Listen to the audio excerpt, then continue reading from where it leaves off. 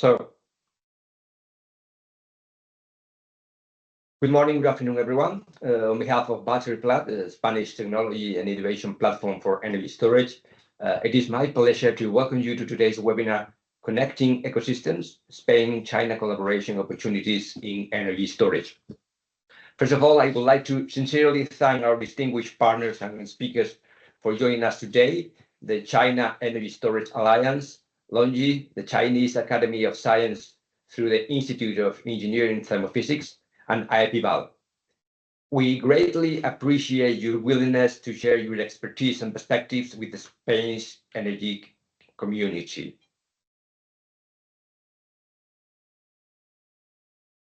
BatteryPlat was created to foster collaboration across the Spanish energy storage ecosystem. Today, our platform brings together 128 members, including universities, research organizations, technology centers, large companies, SMEs, and startups. Despite our name, BatteryPlat is not solely focused on batteries. We represent the full range of energy storage technologies, from electrochemical storage to thermal, mechanical, and hydrogen-based solutions, reflecting the diversity and growing importance of storage for the energy transition. We strongly believe that international cooperation is essential to accelerate innovation, support industrial development, and facilitate the deployment of sustainable energy solutions worldwide. This is why we are particularly pleased to organize today's exchange with our Chinese counterparts and partners. The purpose of today's webinar is not only to exchange information about our respective markets and technological developments, but also to identify areas where cooperation can create value for both sides. This may include research and innovation projects, technology development, market intelligence, industrial partnerships, business models, and the exchange of best practices. I am particularly pleased to see the diversity of participants joining us today from industry, academia, research centers, and public institutions. This diversity is one of the strengths of the energy storage sector and an important foundation for future collaboration between Spain and China. I hope today's discussion will provide valuable insights, generate new connections, and open the door to future cooperative initiatives between organizations and ecosystems. I wish you a productive and inspiring webinar. Now, let us begin with the first presentation.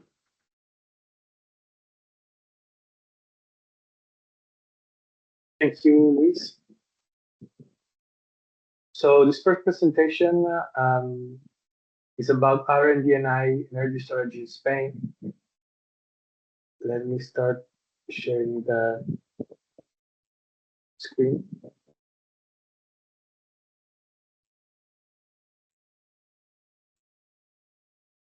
Okay.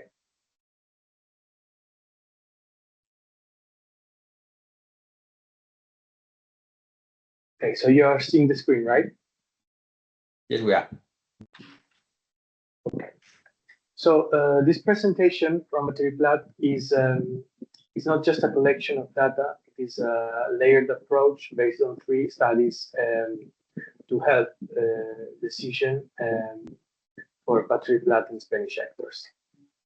This 3-layered approach is based on 3 studies: a technology maturity study, a technology intelligence study, and a capability map. The objective of our of this study, of this research, is to understand where technology stand, where innovation is being projected, and where Spanish capabilities are located.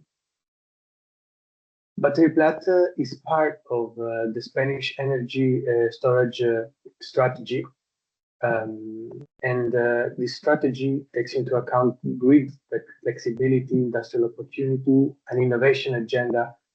And the BatteryPlat role is to connect public strategy with technology evidence and ecosystem capabilities. The 3 studies that have been used for this presentation are, first of all, a taxonomy study, then a technology watch and competitive intelligence study, and finally, an internal capability map. The idea is to combine the information and the data of these 3 of these three studies to offer an overview of global and Spanish energy storage sector, and also how the BatteryPlat members are located in this context. The first one is the taxonomy study. This study wants to offer a transparent and pragmatic method to compare technology maturity. This does not replace detailed technology assessment, but it makes comparison clearer and less dependent on a single subjective maturity level. The indicators we have used in this study are 5 indicators, such as total installed capacity, total installed power, number of installations, age of installations, and the annual increase in installed capacity. The maturity is offered as a combined function of these 5 indicators. For the study, we have used data from the Department of Energy of the United States and from the European Storage Technologies and Facilities database. Of course, the result of this study depends on the availability of sources and information about installed capacity all around the world. In this assessment, we have identified 5 different electrochemical energy storage families: electrochemical, electromagnetic, mechanical, thermal, and chemical. This shows the broad approach and the broad scope that we have here in BatteryPlat, since we believe that no single technology fits every storage need. So we need a combination of several technologies. Here you can see one graphic of this study that compares for different energy storage families: mechanical, chemical, thermal, and electrochemical. As you can see, the farther the segment, the figure is from the center, the more mature is the technology. But it is not just an overview of the maturity, it also allows comparing technologies across several indicators. Here we focus on electrochemical energy storage, that as we can see later here right now represents the hotspot for innovation. You can see in this graphic a comparison between lithium-ion batteries, nickel batteries, sodium batteries, zinc batteries. Of course, lithium-ion batteries represents the most mature, but what is interesting and critical is that there are other R&D&I topics, including safety, degradation, thermal management, BMS, integration, and recycling, that offer a great opportunity for innovation. The second study, as I was saying, is the Technology Watch and Competitive Intelligence study. In this study, we have analyzed almost 8,000 patent documents. We have detected almost 600 companies in a time range between 2019 and 2023. We're going to publish an update of this study in the next months.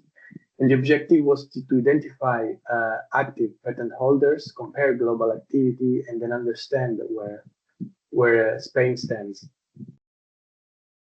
In this graphic, we can see that in the latest year, the innovation pressure on energy storage has been increasing significantly. This justifies our work and our technological watch. In fact, beside these studies, we publish every 2 months some assessments of the latest patents, market trends. They are available for free on our website. Here you can see that most of the patents, more than 60% of them, have been detected in the electrochemical field, followed by electromagnetic, mechanical, thermal, and chemical energy storage. Although electrochemical is clearly the hotspot for innovation, there is still a lot of opportunities in the other technological families. Since, as I said before, electrochemical storage is the main field where innovation is focusing right now, we are going to focus in the next slides on this family, since we don't have much time to focus on each one of them. And here in this graphic, you can see where most of this innovation is focused geographically. Clearly, Asia dominates the top of the patent ranking, mostly through CATL and LG. We can see also there are some European actors such as Bosch, BMW, Volvo, Valeo, and other Spanish actors like General Electric, Siemens Gamesa, SEAT, Ferrovial. So in this context, how do we place Spain? In Spain, have been detected 185 companies across these 5 families, most of them in the electrochemical storage, followed by thermal, chemical, mechanical, and electromagnetic. Again, this graphic and the previous one are not a market share assessment. They're more based on patents and actors. So if we focus on the value chain in Spain, we can see that most of the actors are located in system integration, main system manufacturing, component manufacturing, operation and maintenance. This offers important information to understand where cooperation with Spanish partners can be established. It also allows us to understand where our value chain needs to be strengthened and where we can look for cooperation with other members from Europe and other countries. So how are these companies distributed in Spain? Most of them are located in Madrid, followed by Catalonia, Andalusia, Valencia. Our role as innovation platform is to connect regional capacities with technology families and value chain needs. The third study, as I was saying, is an internal capability map where we try to understand how our members are located in the value chain and in our technology tree to orient collaboration, visibility, and then updates our member capability profiles. As you can see, most of our members, 44%, are companies, followed by research center, university, technology center, and associations. Here we can see how they are distributed along the value chain, the technology families, and the electrochemical subtype. About the value chain, most of them are system integrators, followed by consulting services, component manufacturing, raw material production. So we can understand, we can extract the same conclusion that we did with the Spanish value chain. We can understand from this graphic where our strengths and where collaboration can be offered for our members, and also which are the steps of the value chain where we can strengthen our collaboration. So the distribution across the family technology, most of them are focused on electrochemical, followed by chemical, thermal, mechanical, and electrical. And if we focus on technology, most of them work in the lithium-ion sector, followed by flow batteries, beyond lithium-ion, supercapacitors, sodium, and then other batteries. To sum up what we've seen so far, a portfolio view is essential, since energy storage should be read as a complementary technology approach. Electrochemical storage right now represents the innovation hotspot of energy storage.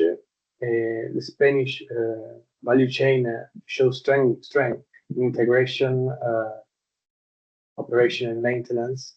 And the role of BatteryPlat is to convert this mapping into collaboration and allowing matchmaking by region, the Spanish region, but also worldwide region.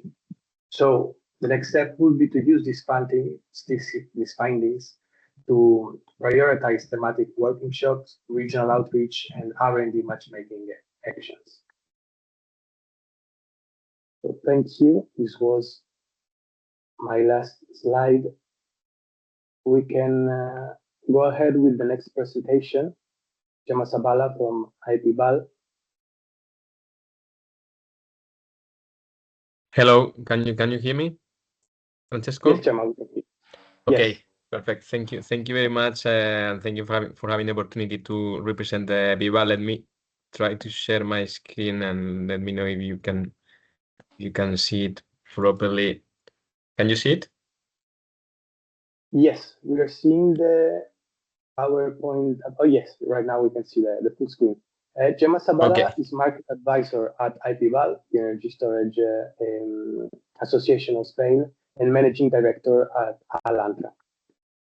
Gemma? Yeah, thank you very much, Francesco. So basically, the purpose of this presentation that we are going to deliver is to provide an overview of what is the current context of batteries in the Spanish market. As you might know, the Spanish market is quite a nascent one. So up to now, the presence of battery storage systems in the market was almost inexistent, and what we are seeing is that there is strong appetite and increasing appetite for the development of this technology. The outline for this presentation, first, we're going to touch upon the current development status of batteries, so where we are standing right now and what is the expectation of development of batteries in the near future. After, to provide an overview on how we see the business model and what is the market outlook and the potential revenues that this technology can tap right now in the Spanish system, and what are the key drivers for generating a profitable business case for batteries in the Spanish system. So as I was mentioning, the status of battery development right now in terms of operational projects and projects under development is quite nascent. So as you can see here in the top part of the slide, the current installed capacity in operation in the system barely reaches 250 megawatt, most of it belonging to the traditional utilities, and most of it coming from hybrid projects. So as you can see, there is a lot of room for the development of batteries in the Spanish system. As we were discussing with Francesco before, there are other sources of storage in the system. It's not that we don't have any storage capacity as of today, but most of the storage capacity that is present in the Spanish market comes from pumping hydro. We already have a significant capacity installed from pumping hydro facilities, but the reality is that right now we are seeing that electrochemical solutions are becoming more and more competitive, and there is a strong interest for development of batteries. And actually, the current context of prices in the system, the penetration of solar PV in the Spanish market is something that is providing for quite an interesting business case for batteries, and we will see later how this perspective for potential revenues will evolve. Talking about the appetite or the interest for this technology, what we were mentioning before, apart from the 250 megawatts of batteries in operation, what we have is more than 35 gigawatts of battery projects under different stages of development. So in Spain, the first stage of development is to secure the access and connection permit to the grid. And for access and connection permit, right now we have around 13 gigawatts of hybrid projects already with access and connection permit secured. And when it comes to standalone, we are around 10 gigawatts of standalone assets already with access and connection permit.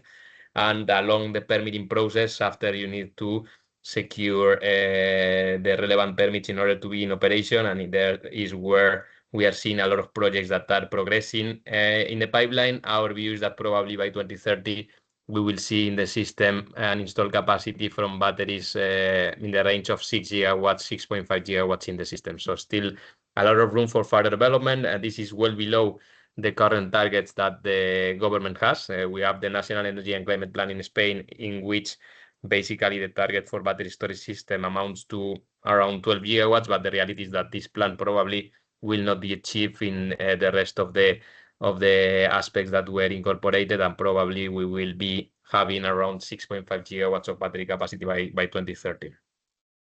As I said, most of the bulk of the projects that right now are progressing in the development process are hybrid projects. So as we were mentioning, in Spain, we have a lot of PV capacity in the system, and there is a natural hedge or a natural complementarity between the generation of a PV asset and the operation of a battery in the market. And this is why we are seeing more and more hybrid projects that are progressing in the permitting process in order to secure this natural hedge and in order to facilitate a more efficient integration of the excess renewable that we are having in the central hours of the day. Just to give some figures on the PV capacity, which is something that is a key driver for providing an interesting business case for batteries. The reality is that right now we have more than 50 gigawatts of PV capacity in the system, despite having already a big cannibalization of capture prices for solar. Last year, capture price for solar was in the range of 30 euros per megawatt hour, and probably this year we will be closing the year with a capture price for solar below 25 euros per megawatt hour, and this is basically hindering the profitability of these assets. It's true that we are seeing a strong inertia in the installation of PV, but we are expecting to see a significant slowdown going forward because of the lack of ability to integrate this additional PV capacity, the lack of flexibility that we are still having in the system, and also the lack of additional demand that hopefully will be entering into the market in the coming years.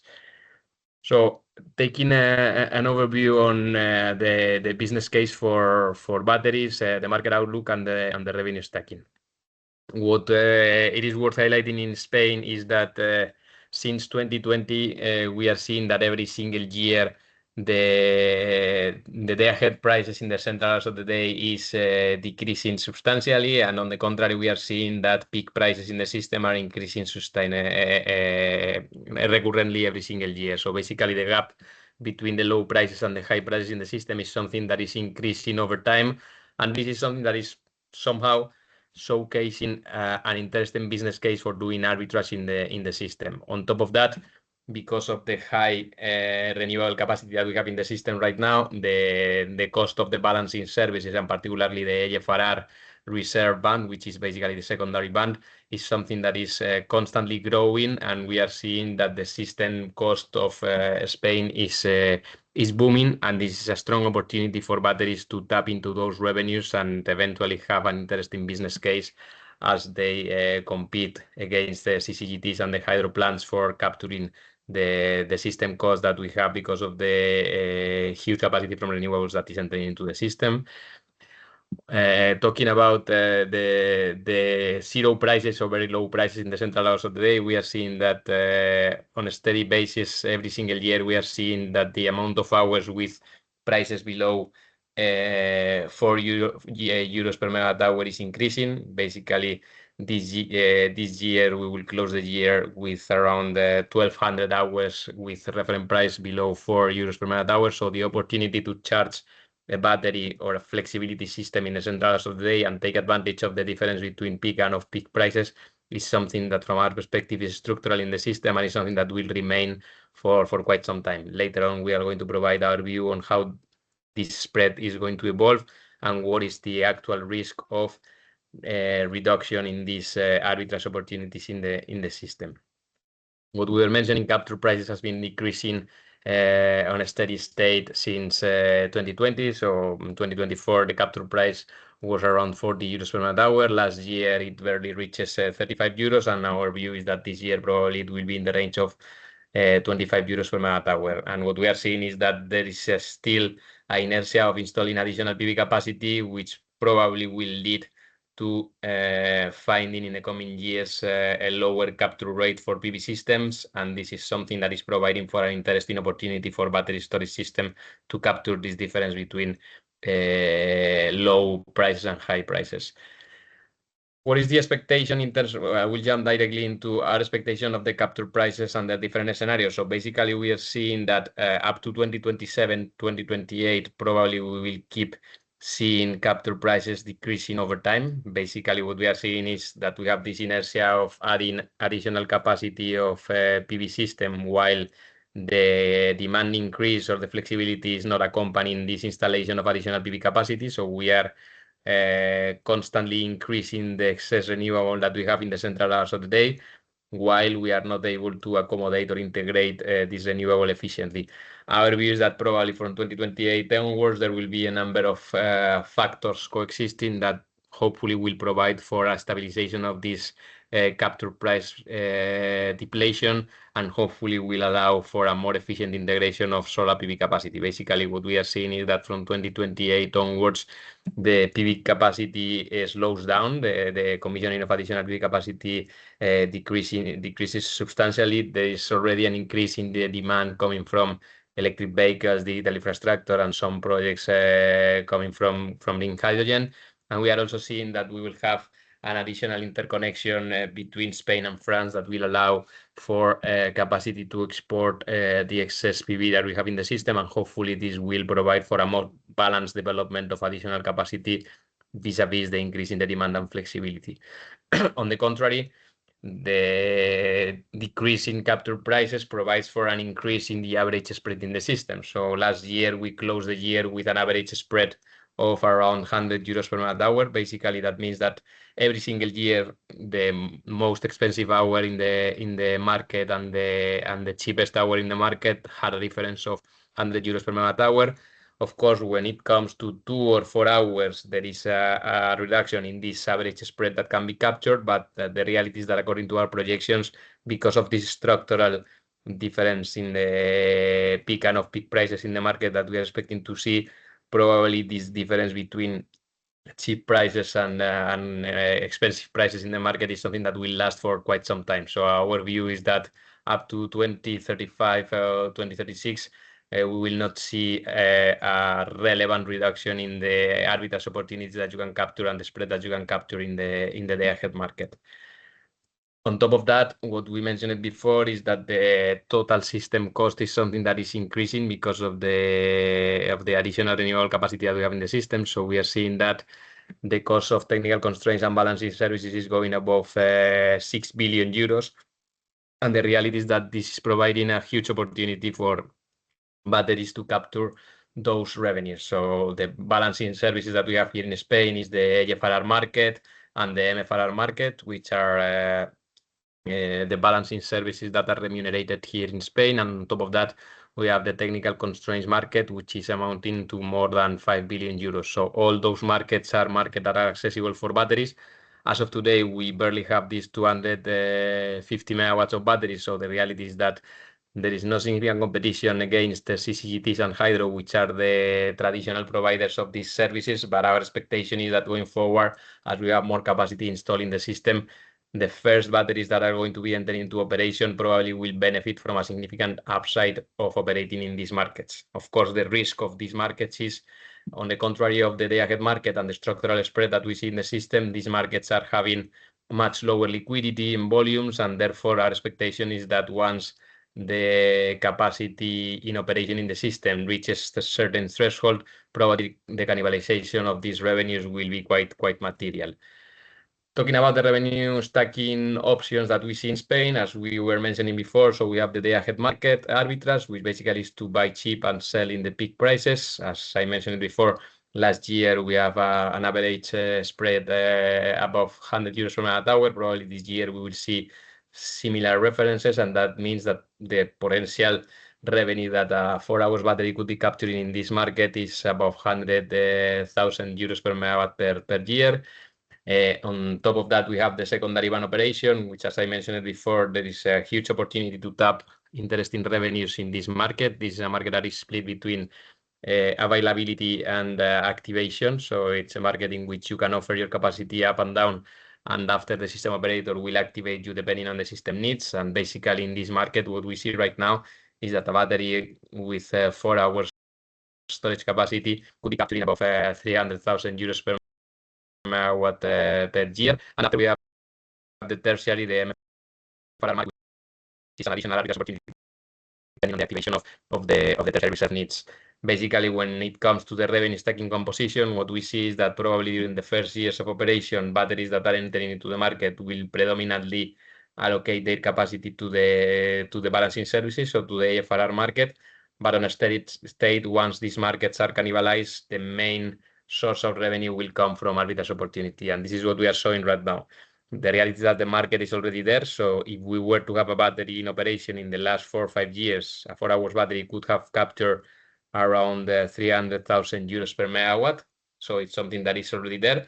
our expectation is that as batteries are entering into the system, once we have a significant amount of batteries in operation, the potential upside that could be captured from the AFRR market is something that will be cannibalized rapidly, because as I mentioned before, the size of this market is around 2 gigawatts, and even though it might increase a little bit, once we have an installed capacity from batteries above 5 gigawatts or 6 gigawatts, which is what we are expecting to see by 2030, probably the cannibalization in this market could be quite material. But what we see here, what we mentioned before, is that there is a structural opportunity to capture arbitrage income, which is the bottom column that we see here in this graph.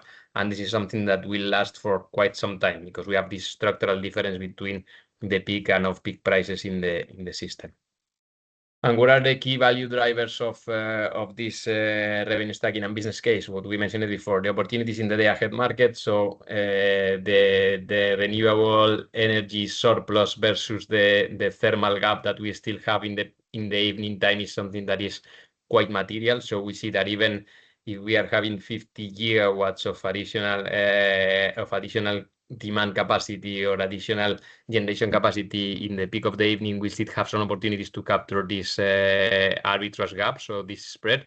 What we see is that in the central hours of the day, where we have very low prices, even with 15 gigawatts of additional demand, prices will remain very low. And also during the evening time, because of the lack of mass run generation for those hours, so we don't have that much wind capacity. There's a lot of bottlenecks to develop additional wind capacity in the system, and there are a lot of hours in which we rely on CCGTs or hydro plants operating at the marginal cost of the CCGTs during the evening time that probably will lead us to estimate a huge opportunity to capture arbitrage opportunities with batteries going forward. Talking about the opportunities in the balancing services, what we mentioned before. So the cost of balancing services and technical constraints is going above 5 billion euros, and this is a huge opportunity for batteries to take advantage of these markets and eventually to make them collapse at the benefit or benefiting the consumers, because in the end, if we are able to lower this cost, the reality is that we will have electricity bills that are more competitive, and that will mean that probably the system cost will decrease substantially. Of course, this will be at the cost of having lower revenues for batteries, but it's something that we have seen in other markets. That is what batteries can provide. Batteries can benefit from these price signals, and of course, since these markets are very low in volume, probably when they collapse, batteries will need to shift their operation towards other markets that are more liquid, like the arbitrage opportunities that we mentioned before. There are also opportunities to do financial trading or to operate in the intraday markets, and those opportunities, again, our view is that given the liquidity that these markets are having, probably will cannibalize rapidly. So on a steady state, our view is that the operation will be mainly driven by day-ahead opportunities. Financial trading, again, a market that could amount to 500 million euros potential with perfect foresight ability for batteries.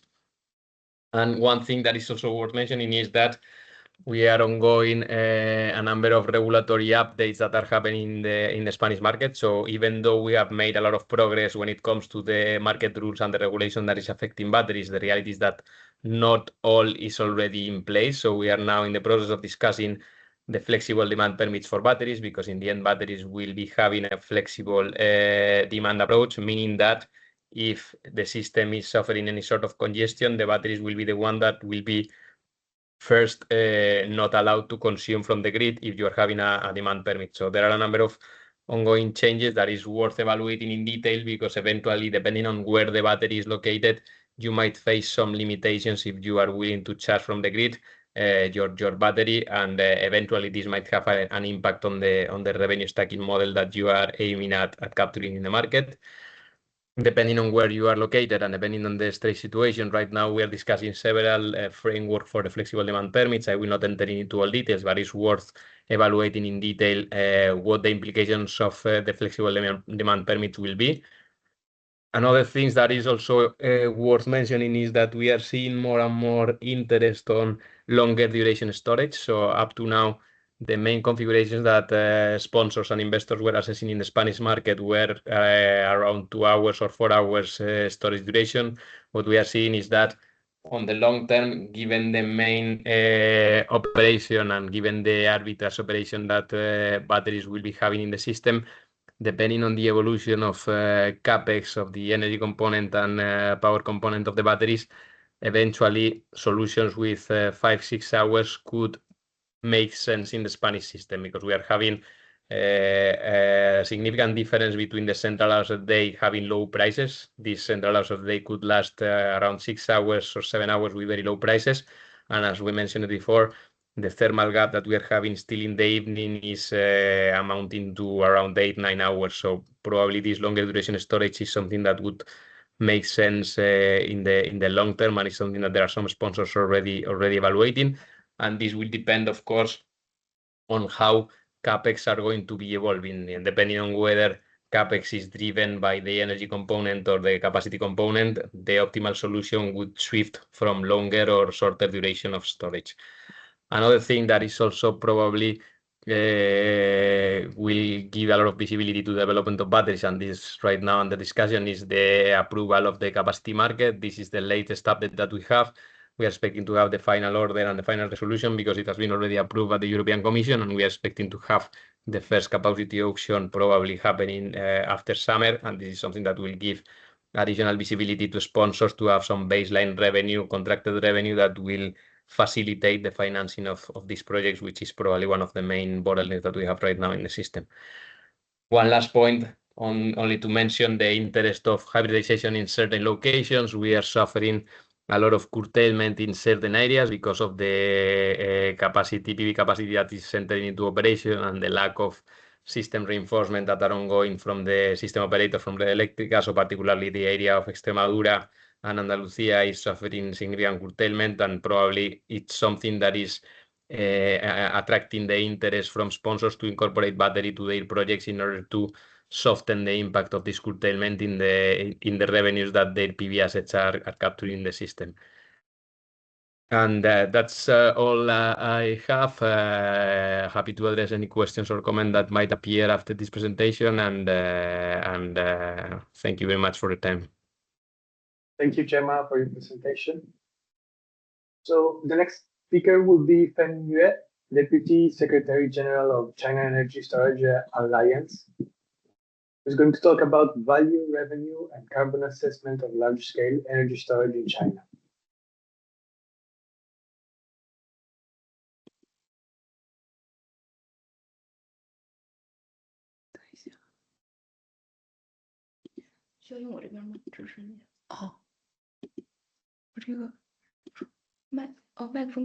Hello, Francisco. Can you hear us? Yes. Okay, we're gonna share our screen now, so that our Deputy Secretary General Ms. Yu Peng could share about the energy storage market in China. So this 1 second. 你用你的那个麦克风吗？我用的是你的。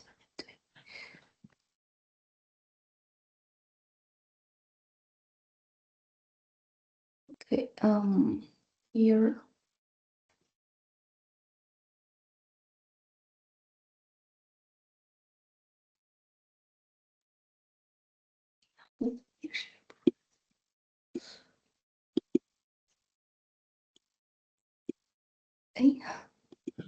Can you see our screen now? Not yet. Okay, 1 second.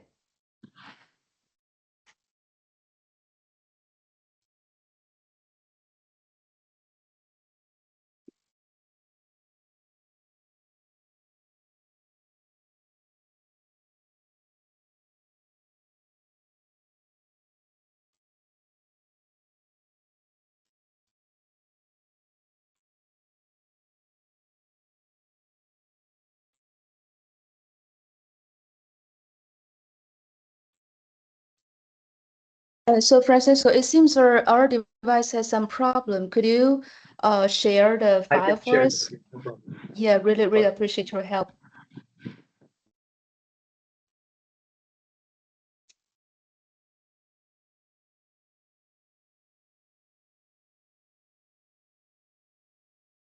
Okay.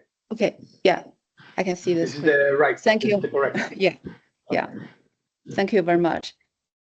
No problem. Good afternoon, everyone. My name is Yue Feng, Deputy Secretary General of China Energy Storage Alliance, also known as CNESA. Very sorry for the screen sharing problem. And it's my great pleasure to join today's webinar. Thank you all for participating in this event. This event is co-organized by us and our distinguished Spanish partner, BatteryPlat. Let me introduce about CNESA first. CNESA is China's first national third-party organization dedicated to promoting the development of energy storage industry and supporting energy storage policy. Over the past 16 years, we have contributed to the industry's growth through conferences and events, policy research, standards development, market analysis, and international cooperation. I hope today's presentation will provide useful insights into China's energy storage market, especially for our partners from Spain. Next slide, please. In the next few minutes, I would like to share three things. First, why energy storage has become increasingly important in China's energy transition. Second, the latest development in China's energy storage development. And third, our outlook for future trends and opportunity. Next, please. In recent years, China has seen very rapid growth in renewable energy deployment. This rapid growth has been strongly driven by China's dual carbon goals, peaking carbon emission before 2030 and achieving carbon neutrality before 2060. As a result, wind and solar deployment has expanded rapidly since 2020. The share of wind and solar capacity in China's power system increased from 24% in 2020 to nearly 48% in 2025. At the same time, the share of the renewable electricity generation more than doubled, rising from nearly 10% to 22%. Next, please. Next page. Yeah. However, renewable energy is variable by nature. As more renewable energy connects to the grid, new challenges emerge. The power system needs more flexibility resources to manage this variability and maintain reliability. However, few flexibility resources can expand rapidly as renewable energy in China. The flexibility potential of coal-fired power plants is becoming increasingly limited after years of retrofitting. At the same time, pumped hydro storage takes a long time to build, often more than 8 years, and also is constrained by the geography. Also, gas-fired power plant can certainly provide flexibility, but fuel costs remain high in China. Demand response and VPP has great potential, but it's still at the very early stage in China now. As a result, energy storage has expanded rapidly since 2020, driven by falling costs and shorter construction cycles. Today, energy storage is being deployed across the generation side, grid side, and the customer side. Next, please. Let me move to the China's market deployment. Next. By the end of 2025, China's total installed storage capacity existed 200 gigawatts already. This includes the pumped hydro, lithium-ion, compressed air, thermal storage, and other technologies. New energy storage, which refers to all storage technologies I just mentioned, except the pumped hydro, the total capacity of new energy storage reached to nearly 145 gigawatts. A major milestone was reached last year as well. For the first time, pumped hydro accounted for less than 1/3 of China's total installed storage capacity, compared with around 90% just 5 years ago. That means battery storage has now become the main driver of the market growth. Next, please. In 2025 alone, China added more than 66 gigawatts of new energy storage. This is comparable to the total pumped hydro capacity built over previous decades. This remarkable growth has been closely linked to the rapid expansion of renewable energy. In 2025, China added nearly 120 gigawatts of wind power and more than 310 gigawatts of solar power, both reaching record highs. Next, please. Today, storage has become a flexible asset for renewable integration. In China, renewable energy projects equipped with storage generally move through the grid connection process faster than those without storage. We can also see this trend in the numbers. The storage to wind and solar ratio increased from less than 1% in 2020 to nearly 80% in 2025. The message is very clear in China. Storage is no longer optional. It's becoming essential. Next, please. Next. Thank you. The market structure is also evolving in China. Utilities remain the major investors in grid-scale projects, but private capital is increasing quickly, especially in standalone storage area.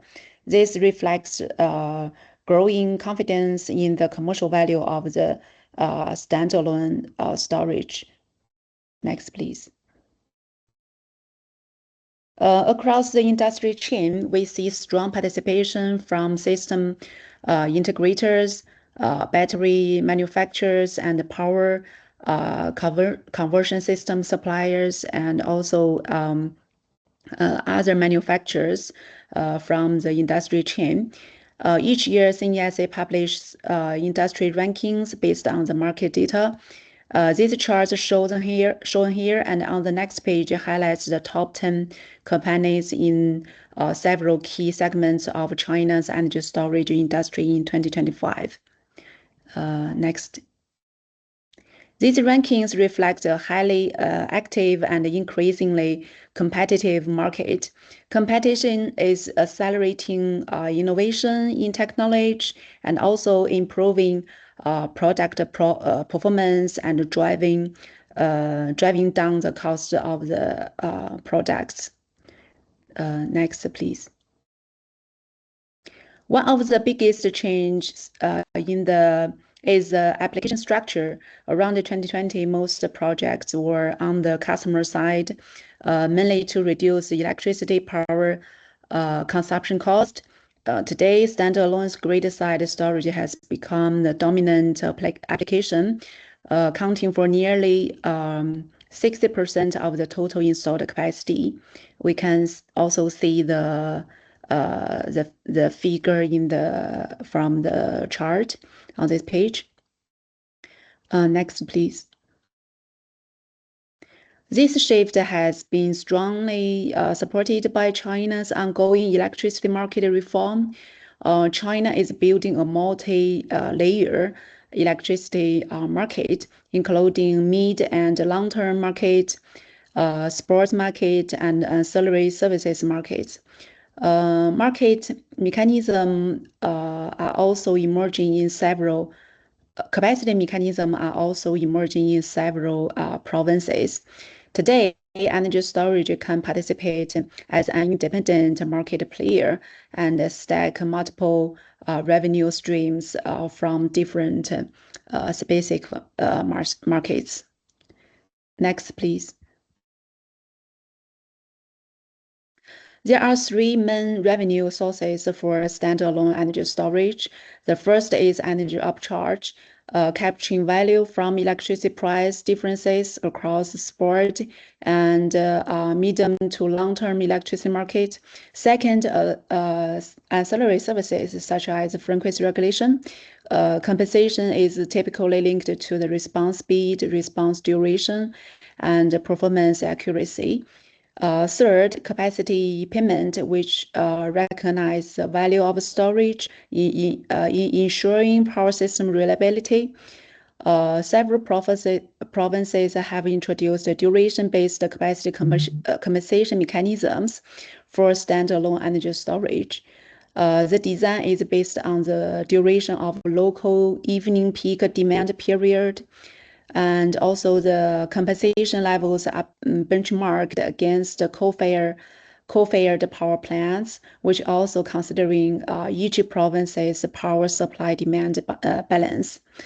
For example, if a province's evening peak typically lasts 6 hours, then a 6-hour storage system is considered to provide its full capacity value. Overall, storage is moving from a single revenue model to multiple revenue streams in China. This significantly improves the project bankability at current stage. Next, please. New applications are also emerging beyond the grid. Two key areas are zero carbon industrial parks and renewable direct supply projects. China is also strengthening renewable electricity consumption requirements for sectors like steel, cement, and data centers. For example, new data centers are targeting up to 80% renewable electricity use. At the same time, China has launched 52 zero carbon industrial park pilot projects. These initiatives are creating strong demand for the combination of renewable energy and energy storage. Next, please. In parallel, carbon counting is becoming increasingly important. CNESA and its partners have developed a carbon footprint standard for battery storage system. The goal is to establish a unified life cycle carbon accounting methodology. This will improve transparency between different projects and also support international comparability. Next, please. Next. Looking ahead, two trends stand out in China's storage market. First, storage duration is increasing as well. The same thing happened in China, like spam. It also the duration has grown from 2.1 hours in 2021 to 2.6 hours in 2025, and also it's expected to continue increasing towards 2030. And CNESA, according to CNESA projection, the duration will increase to nearly 3.5 hours by the end of 2030. Next, please. Second, the market is shifting from skill-driven growth to quality-driven growth. Although the growth rates may gradually slow, annual installations are expected to remain at a very high level.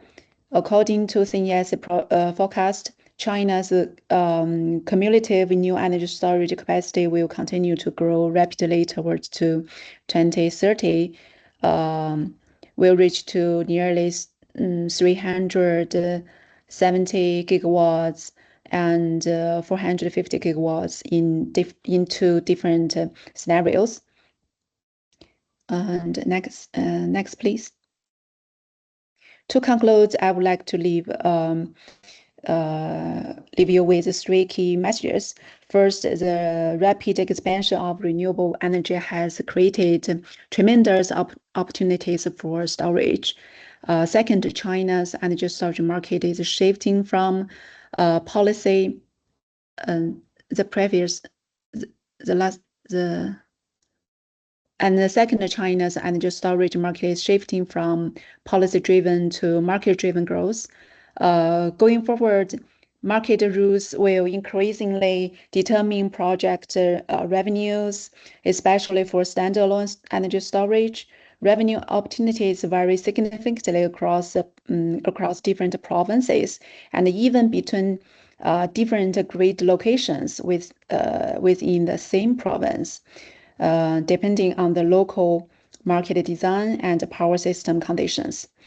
The third one is innovation in market mechanisms. Business models and also carbon accounting will define the next stage of the industry development. And some numbers and our outcomes were supported by the NRD and the research of next, please. Some numbers and also some outcomes were supported by the National Key N&D Program of China. Next, please.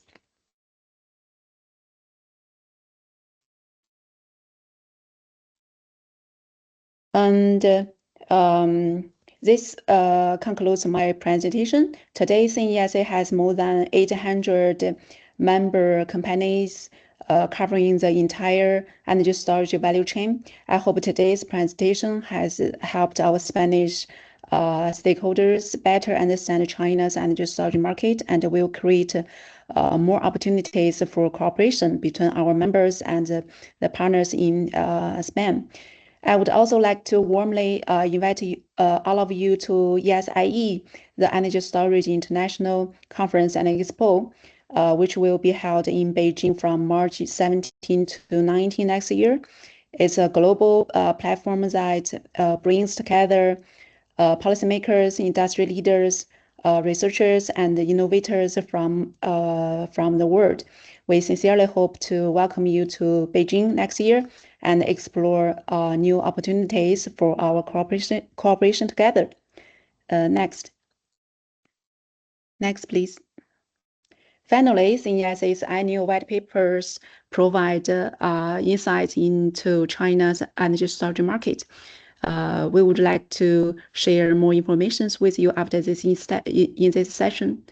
Thank you very much. Thank you, Yue, for your presentation. Thank you.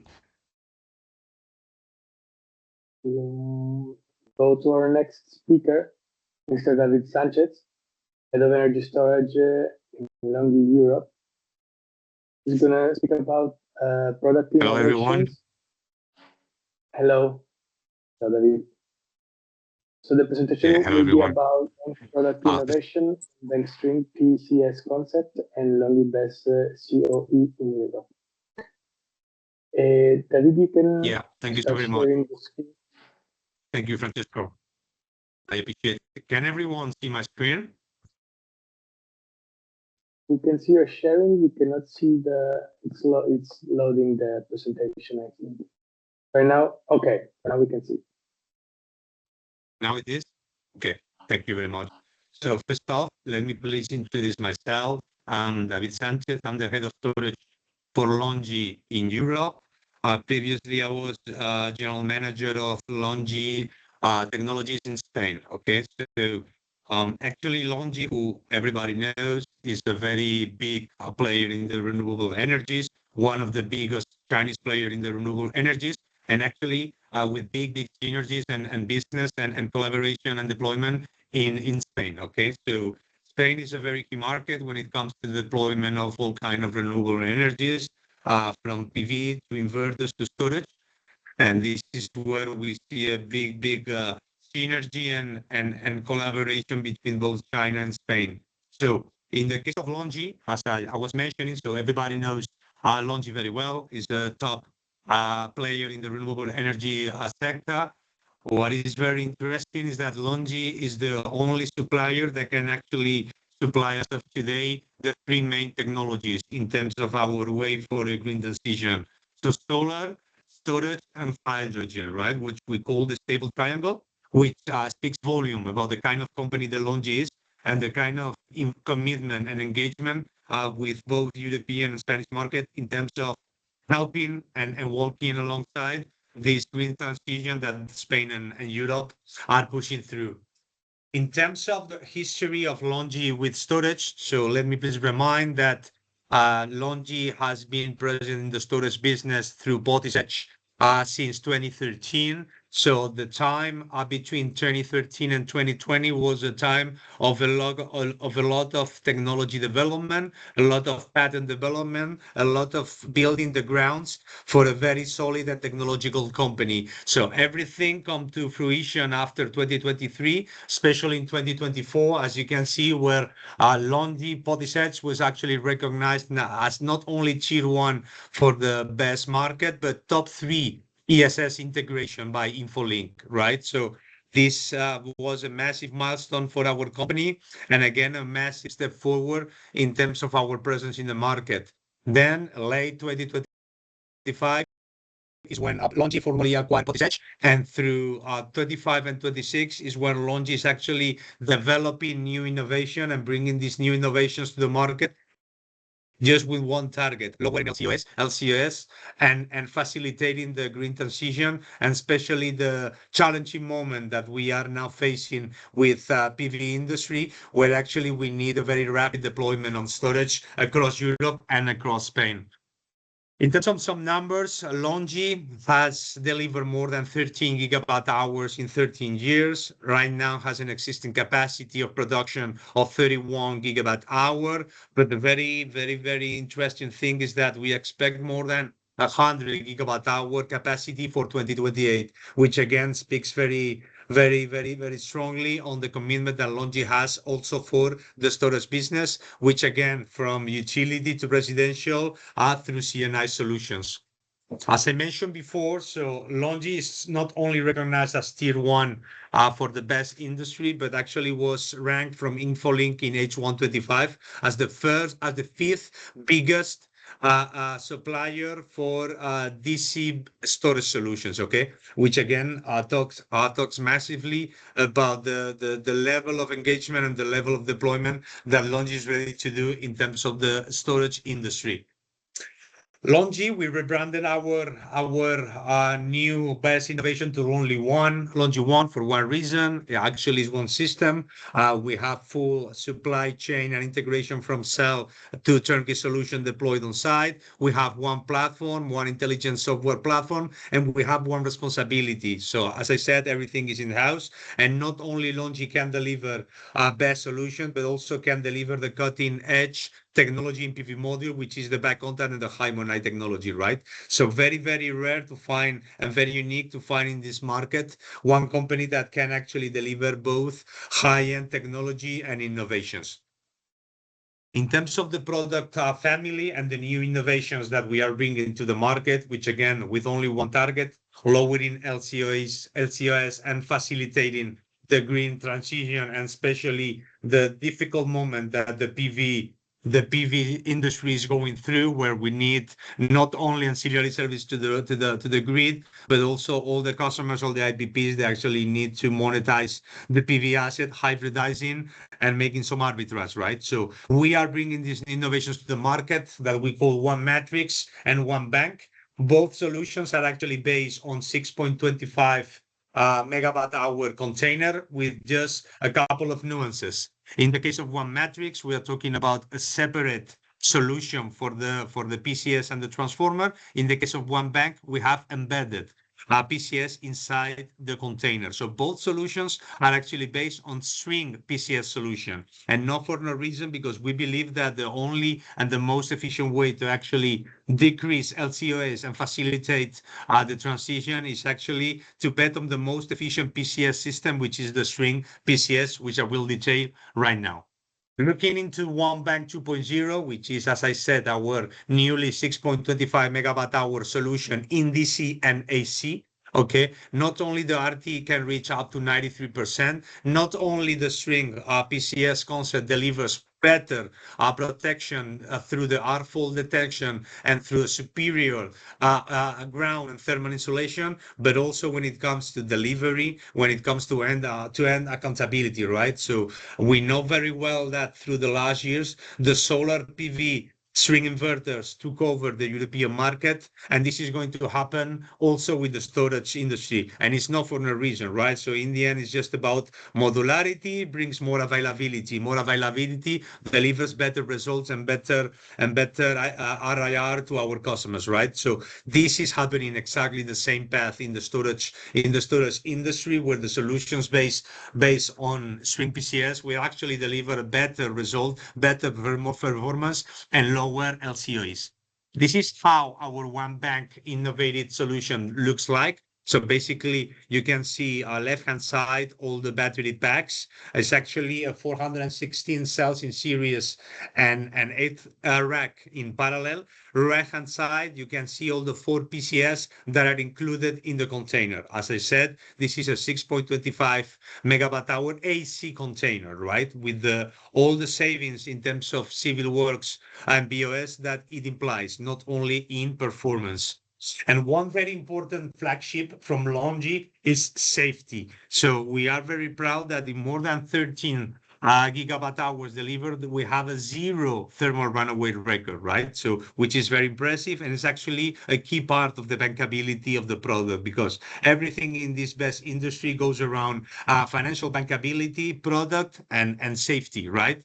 In order to get the right financing and the right approach and financial model for the best plans. So here, LONGi has invested massively, a lot of resources and R&D with our own patents, in a way that we have what we call ICCS, Intelligent Cell Control System, which will control all the battery packs in terms of current, short circuit current, voltage, and resistance. All this will lead to our algorithm being able to forecast any potential issues with several months in advance.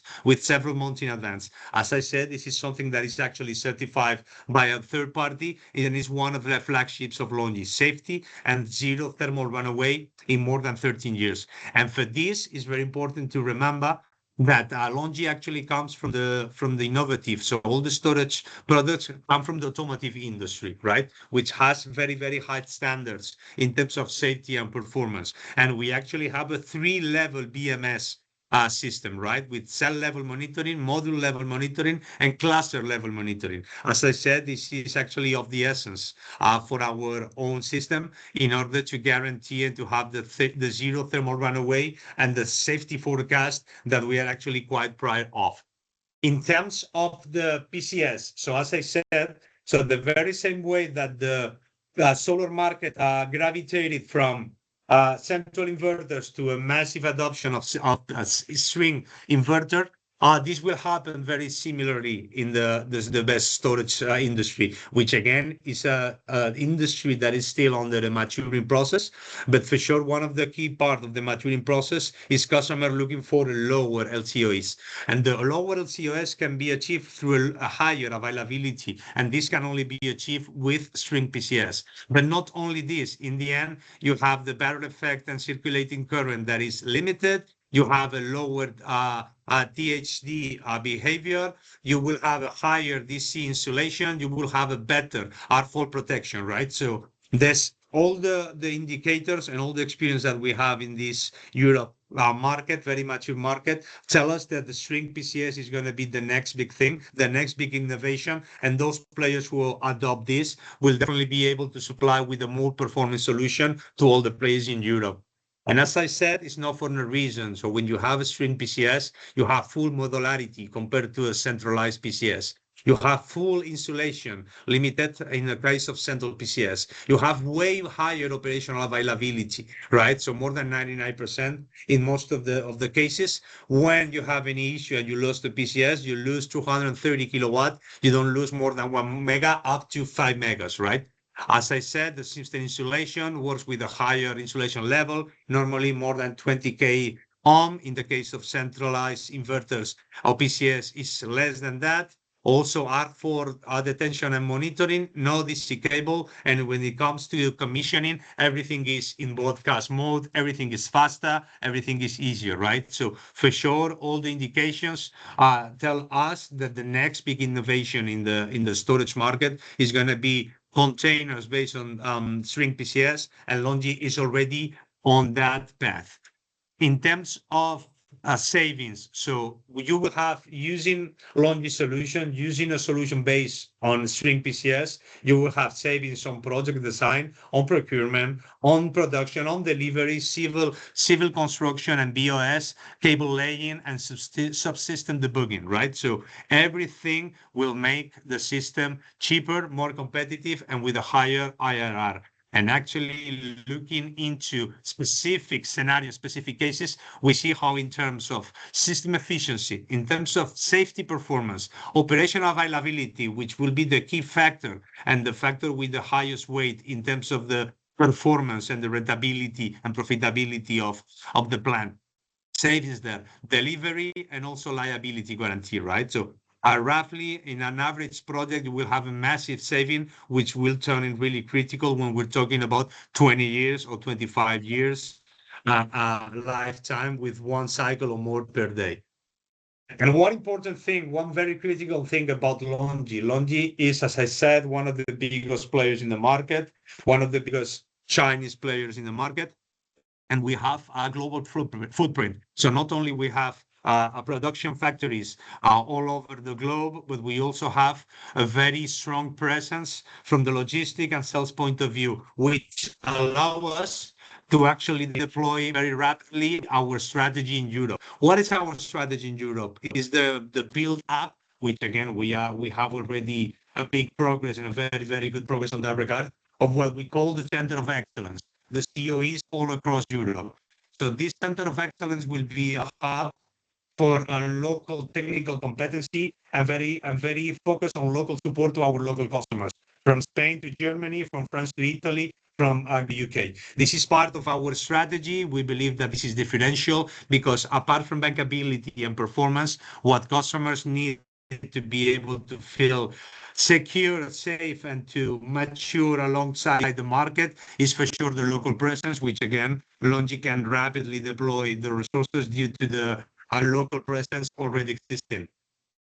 A key thing when it comes to this COE, for sure, is the deployment of LTCA, which is a critical part of any best project, not only from the operational point of view, but also from the financial point of view, right? So we understand this.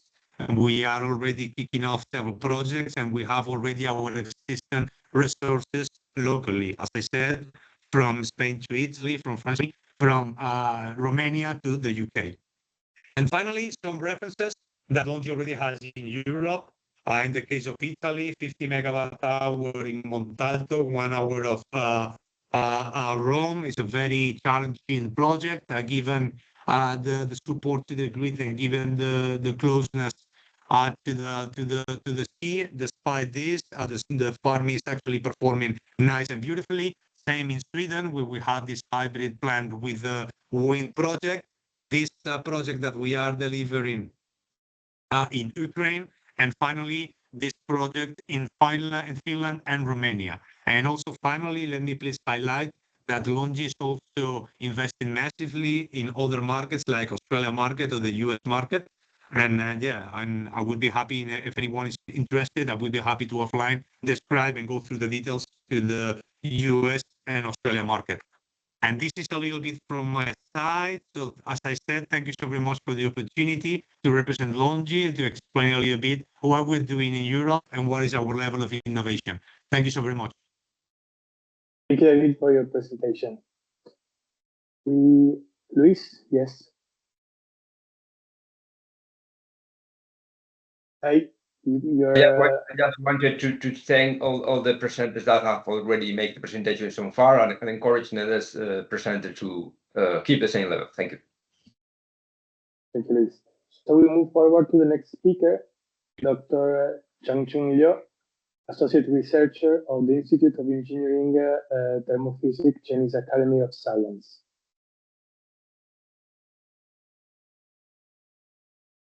Okay. Can you see my slides? We are seeing your screen, not your slides. Right now we are seeing the Teams page. So how about now? Still seeing the same.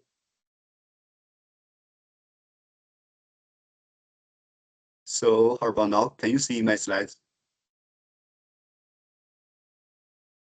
Not yet. Right now, I still see the Teams window.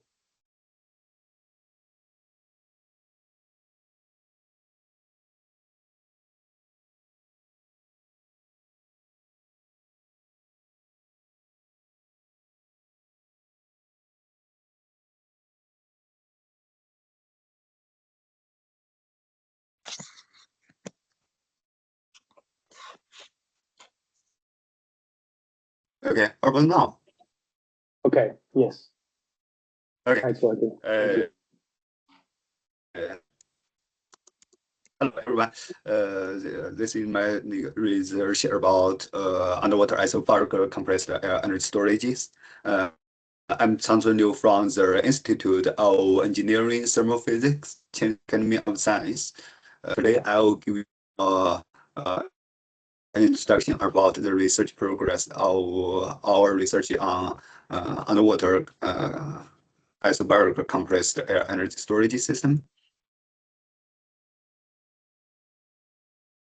I will introduce our research in these 5 aspects. So the first is the introduction. Compressed air energy storage is one of the main promising technology of energy storage, which includes charging process to compress air and then storage the air in a storage tank or underground caverns. And during the discharge process, it will release the compressed air in a turbine and to produce electricity. This is the conventional compressed air energy storage system. It has many advantages. For example, high power ratings can be more than 100 megawatt, low cost, long lifetime, unlimited storage duration. It can be longer than 4 to 10 hours.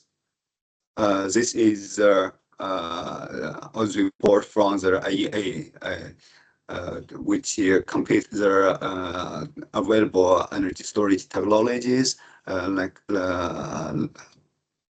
batteries and compressed energy storage system, which concludes the compressed energy storage system offers the lowest capital installation cost and levelized cost storage cost. And they also prediction about the 2030 the global compressed energy storage system installed capacity will be reached 60 gigawatt hours per year, covering 37.5% of total energy in storage capacity. And this is the state of our conventional compressed air energy storage system. You can see the commercial compressed air energy storage system plants were constructed in many countries. However, there are some challenges of conventional compressed air energy storage system. For example, it will lead natural gas during the discharge process, and their efficiency is low, as about 40 to 50%, and it will release some carbon dioxide during the discharge process. So our overall strategy is for advanced compressed energy storage system. At first is to use high efficiency compression and expansion, heat transfer and storage at supercritical state to improve efficiency. And second is use liquid and high pressure storage to avoid block storage of cavern. Third is recycling the compression heat to avoid fossil fuels. The challenge is about relying on black carbon, relying on fossil fuels, and low efficiency. So our solution is to recycle the compression heat, high pressure storage, and improve efficiency by advanced compressed energy storage systems. For example, you can see about this for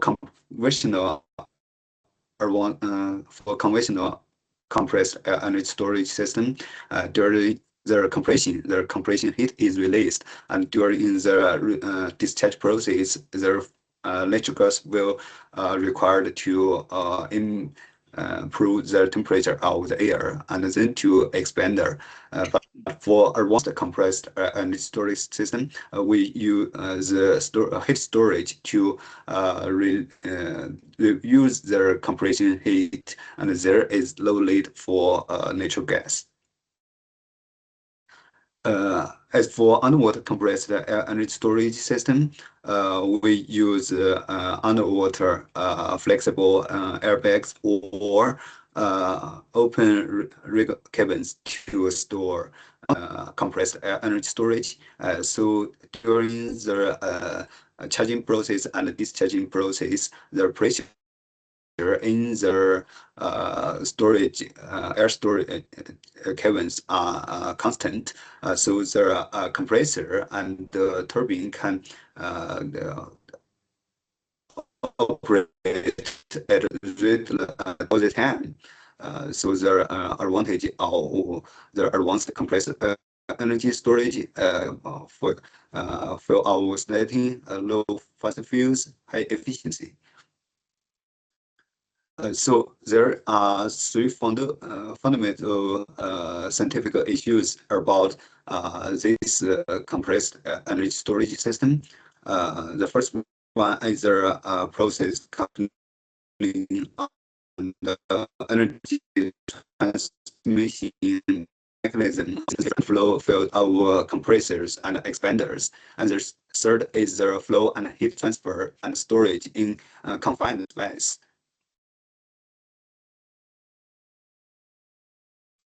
So our technology about to develop technology is about three parts. Technology one is the system optimization and design, and technology two is about for 3D design about compressor and expanders, and technology three is the compact heat transfer and storage with high efficiency. This is introduction of our 1 megawatt underwater compressed energy storage system experiment system. This is with two eddy current thermometer for the turbine power output to the eddy current thermometer is for fast, sensitive to speed control during the startup. And hydraulic thermometer is for high capacity but slower response to shear load. And this is the parameters that we used during the experiment. is meaning about the temperature, pressure, volume flow, mass flow, and power. And we use the mass flow and astronomical efficiency and shift power to evaluate this system. And this is the experiment result are about the discharge process. As you can see, the temperature and the pressure during the discharge process is constantly. And this is the airbag storage. And this is during the discharge process, and the speed and vibration of the compressor with our efficiency control, the speed overshot is within 14 RPM, and the flexions less than 3 RPM after stabilization. And the force startup is about 5 minutes. And this is the net temperature and pressure about our expanded turbines. For this 1 megawatt underwater compressed energy storage, the turbine shift power reaches 1.3 megawatt under the inlet condition of 6.3 megapar and 115 degrees Celsius, and the isentropic efficiency of the turbine reaches 89%. And this is the video of the 1 megawatt underwater compressed energy storage system discharge process.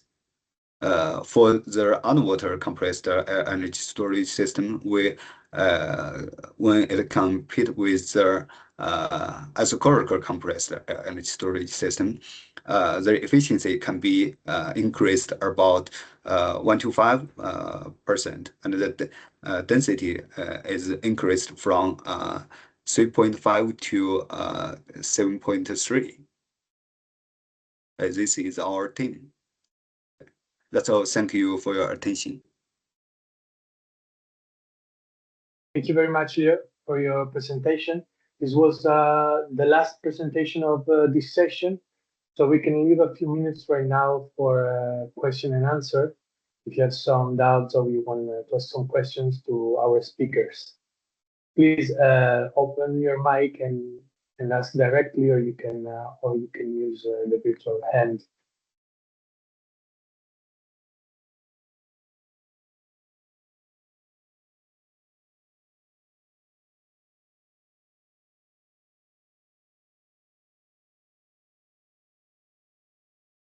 Okay, so yeah, I understand there are no questions. If you have further question later on, you can email us, and we will do our best to give you an answer, speaking and talking to our speakers. So thank you all for participating. Thank you all to all the speakers for their participation, and thank you also to CNESA and the Chinese Academy of Science to collaborate with BatteryPlat in the organization of this webinar. The recording will be available on our website, and we will make sure to pass it forward to the Chinese organizations so they can also share the recording with their members and associates. Okay, Francesco, I also want to thank to all the speakers and participants for these insightful presentations, because today's presentations have shown both the scale of the opportunities and the diversity of technologies that will shape the future of energy storage, from advanced battery solutions to emerging long duration storage concepts. So on behalf of BatteryPlat, thank you and have a wonderful day. Thank you, Francesco. Thank you, Luis. This event creates a platform for our members, the industry colleagues, for the collaboration between China and Spanish energy storage market. We wish that we can continue our partnership and host various activities to promote the collaboration. Thank you so much. Thank you. Thank you. Bye-bye. Bye. Thank you. Bye-bye.